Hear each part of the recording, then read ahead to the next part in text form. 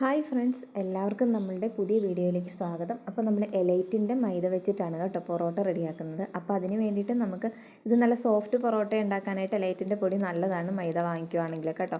അപ്പോൾ നമ്മൾ പൊടി ഒരു പാത്രത്തിലോട്ട് ഇട്ട് കൊടുത്ത് അതിലോട്ട് ആവശ്യത്തിനുള്ള ഉപ്പും ഒരു സ്പൂണോളം പഞ്ചസാര, ഇതൊരു വലിയ സ്പൂൺ ആയതുകൊണ്ടാണ് കേട്ടോ, പഞ്ചസാരയും ചേർത്ത് അത്യാവശ്യം ചൂടുവെള്ളവും ചേർത്ത് നമ്മൾ ചപ്പാത്തി മാവ് കുഴയ്ക്കുമല്ലോ അതിനേക്കാളും കുറച്ചും കൂടി ലൂസായിട്ടിരിക്കുന്ന രീതിയിൽ നന്നായിട്ടിത് കുഴച്ചെടുക്കണം.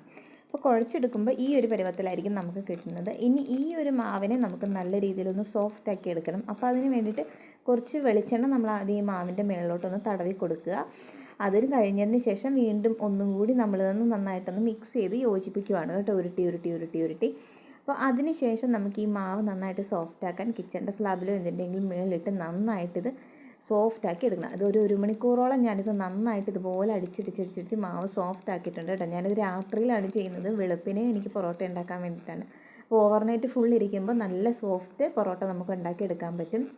അപ്പോൾ ഈ ഒരു രീതിയിലാണ് നമ്മൾ പൊറോട്ട ഇപ്പോൾ ഉണ്ടാക്കാൻ നന്നായിട്ട് 1 മണിക്കൂറോളം ഞാൻ ഇതിന് വേണ്ടിയിട്ട് പണിപ്പെട്ടിട്ടുണ്ട് കേട്ടോ. അപ്പോൾ ആ ഒരു രീതിയിൽ നമ്മൾ പൊറോട്ട ഇത്തിരി മെനക്കെട്ടെടുക്കുകയാണെങ്കിൽ സോഫ്റ്റ് പൊറോട്ട നമുക്ക് റെഡിയാക്കി എടുക്കാനായിട്ട് പറ്റും. അപ്പോൾ ഈ ഒരു രീതിയിൽ നിങ്ങൾ തിരിച്ചും മറിച്ചു വിട്ട് നന്നായിട്ട് സോഫ്റ്റാക്കി എടുക്കുക. അപ്പോൾ ഇങ്ങനെ ചെയ്യുമ്പോൾ നമുക്കിതിൽ മുട്ടയോ ബേക്കിംഗ് പൗഡറോ ഒന്നും ചേർക്കേണ്ട ആവശ്യമില്ല. അപ്പോൾ നമ്മുടെ മാവ് നല്ല സോഫ്റ്റായിട്ട് കിട്ടിയിട്ടുണ്ട്. ഇനി ഇതിൻ്റെ മേളിലോട്ട് നമ്മളിത് ഓവർനൈറ്റ് ഫുള്ള് ഞാനിത് വെളുപ്പിനെ റെഡിയാക്കാനായിട്ട് ഇതൊരു നനഞ്ഞ തുണിയിട്ട് രാത്രി ഫുൾ ടൈം വെളുപ്പിനെ വരെ ഇതിങ്ങനെ തന്നെ ആയിരിക്കാൻ വയ്ക്കുന്നുണ്ട് കേട്ടോ. അപ്പോൾ നേരം വെളുത്ത് എടുക്കുമ്പോൾ ഇതുപോലെ മാവ് എക്സ്ട്രാ സോഫ്റ്റ് ആയിട്ടുണ്ട്. ഇനി നമ്മൾ സെപ്പറേറ്റ് പിന്നെ എടുത്തിട്ട് കുഴച്ചെടുക്കേണ്ട ആവശ്യമൊന്നുമില്ല കേട്ടോ. ഡയറക്റ്റ് നമുക്കിത് വെച്ചിട്ട് പൊറോട്ട ഉണ്ടാക്കിയെടുക്കാൻ പറ്റും. അതിന് വേണ്ടിയിട്ട് നമ്മൾ ഓരോ പൊറോട്ടയ്ക്ക് വേണ്ടിയിട്ടുള്ള ഒരു കണക്കിന് കുറേശ്ശെ മാവ് എടുക്കുക. അതിന് ശേഷം ഒരു കിച്ചൺ സ്ലാബിൻ്റെ മുകളിലിട്ടിട്ട് ഇതുപോലെ വലിച്ച് നീട്ടി കൊടുക്കുക. കുറച്ച് എണ്ണ കയ്യിൽ തടവിയിട്ട്, എണ്ണയോ നെയ്യോ എല്ലാം തടവിയിട്ട് വേണം ചെയ്യാനായിട്ട് കേട്ടോ. അതിനുശേഷം നമുക്കിത് ചെറുതായിട്ട് റോളാക്കിയിട്ട് നമ്മുടെ പൊറോട്ടയുടെ ആ ഒരു ഷേപ്പിൽ റോളാക്കി ഇങ്ങ് എടുത്താൽ മതി.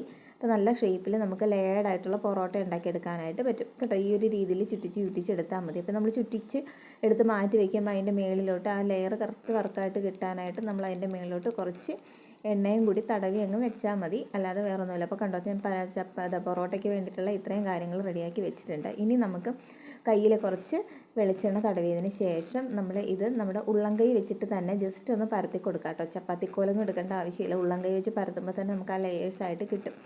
ഇതെല്ലാം നമുക്ക് ഈ ഒരു രീതിയിൽ തന്നെ ചെയ്തെടുത്താൽ മതി. പക്ഷേ എണ്ണ ഇത്തിരി കയ്യിൽ തടവിയിട്ട് വേണം ഈ പരിപാടി ചെയ്യാൻ വേണ്ടിയിട്ട്. അപ്പോൾ ഇനി നമുക്ക് തവ ചൂടാക്കുക, എണ്ണയോ നെയ്യോ എന്തെങ്കിലും തൂത്ത് കൊടുക്കുക. അതിൻ്റെ മുകളിലോട്ട് നമ്മുടെ പൊറോട്ട ഇട്ടിട്ട് ഓരോന്നും റെഡിയാക്കി എടുക്കുക. എന്നിട്ട് ഇതുപോലെ ഒരു 8-10 പൊറോട്ട ആകുമ്പോഴത്തേക്കും നന്നായിട്ട് അടിച്ചെടുത്താൽ നല്ല സോഫ്റ്റ് ആൻഡ് ടേസ്റ്റി വീട്ടിലുണ്ടാക്കുന്ന ഹെൽത്തി പൊറോട്ട നമുക്ക് കിട്ടും.